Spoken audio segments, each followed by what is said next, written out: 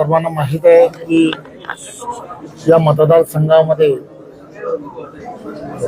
पोटनिवडणुकीला इथल्या असणाऱ्या प्रत्येकाला सामोरं जावं लागतं.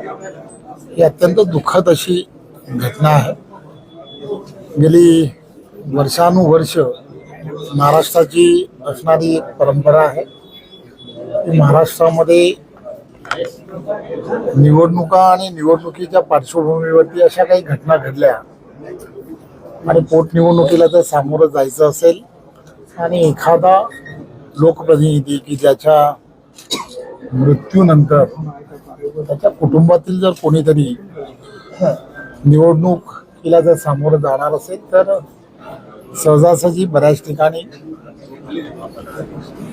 त्या पोटनिवडणुका ज्या आहेत त्या बिनविरोध होताना आपण बऱ्याच वेळेला पाहिले. आपल्याला सर्वांना माहीत आहे की प्राजक्त तानपुरेजी, देवेंद्र फडणवीसजी, मी आम्ही सगळेजण विधानसभांमध्ये एकत्र काम केलं. त्यांच्याकडेही गेल्या वेळा राज्यामध्ये मंत्री म्हणून ते काम करत होते. त्यामुळे एक चांगल्या वातावरणामध्ये अजून सुदृढपणे हा मतदारसंघ आणि या मतदारसंघामध्ये विकासात्मक कामाच्या दृष्टिकोनातून आपल्याला अजून करता येऊ शकतं अशी भूमिका ही मांडण्याचा प्रयत्न केला. आणि आपल्याला माहीत आहे की प्राजक्तजी नेहमीच या मतदारसंघाच्या विकासात्मक दृष्टिकोनातून नेहमीच अग्रेसर आहे.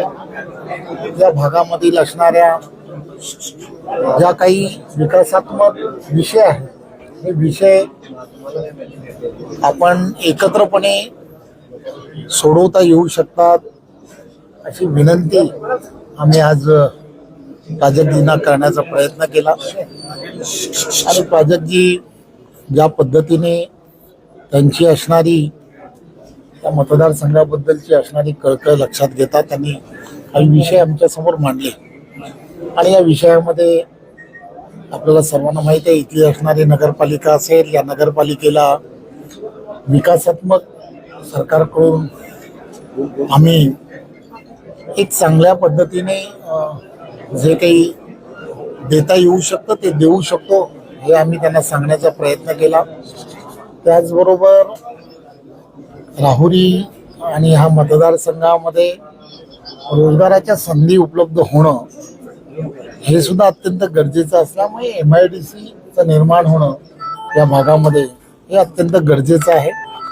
त्याचबरोबर इथल्या असणाऱ्या धरणामध्ये मोठ्या प्रमाणामध्ये गाळ आहे आणि हा गाळ काढला गेला पाहिजे. या संदर्भात सुद्धा त्याला पॉझिटिव्हली विचार करता येऊ शकतो. त्या व्यतिरिक्त अमेझिंग पार्क वगैरे अशा काही गोष्टी, साखर कारखाना, या सगळ्या गोष्टी ज्या आहेत त्या इथे त्याचं ॲक्विजिशन वगैरे करण्याच्या संदर्भात काही गोष्टी सुरू आहेत. तर त्यालाही आम्हाला ते थांबवणं म्हणा किंवा त्या सगळ्या गोष्टीमध्ये जे इथल्या नागरिकांना जे आवश्यक आहे ते आपल्याला कसं करता येऊ शकतं. आणि कारखान्याच्या संदर्भामध्ये पण आपल्याला सर्वांना माहीत आहे स्वतः विखे पाटीलजी त्याच कमिटीवरती आहे. त्यामुळे जो प्रस्ताव आहे तो प्रस्ताव शासनाकडून करून घेणं या सगळ्या गोष्टी सहजपणे आपल्याला करता येऊ शकतात.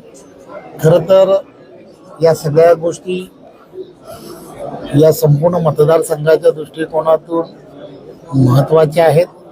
आणि आम्ही त्यांना आज इथे येऊन विनंती केली. विनंती करून हे सांगण्याचा प्रयत्न केला.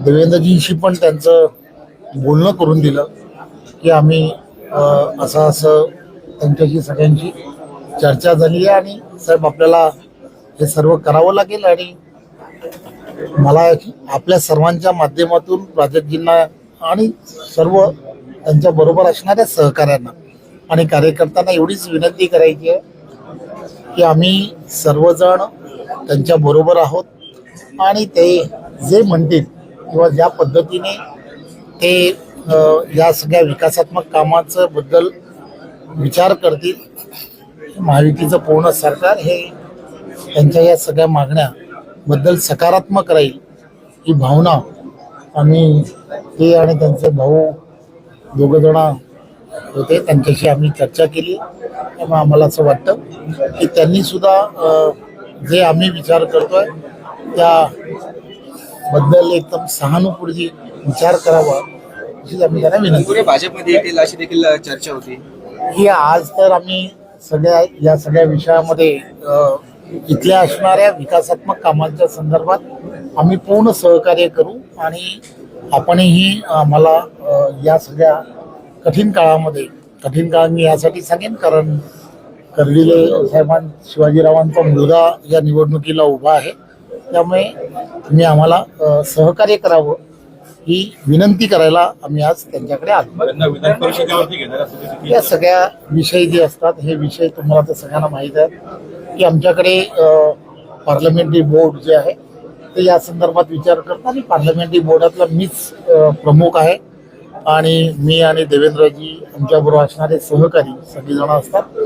एक गोष्ट लक्षात घ्या की भाजपसारखा एक चांगला लोकप्रतिनिधी जो आहे की ज्यांनी वर्षानुवर्ष त्यांच्या पूर्ण कुटुंबाने किंवा त्यांच्या परिवाराचं असणारं या भागामधील असणारं वलय या सगळ्या गोष्टी ज्या आहेत त्याची आम्हाला संपूर्ण कल्पना आहे.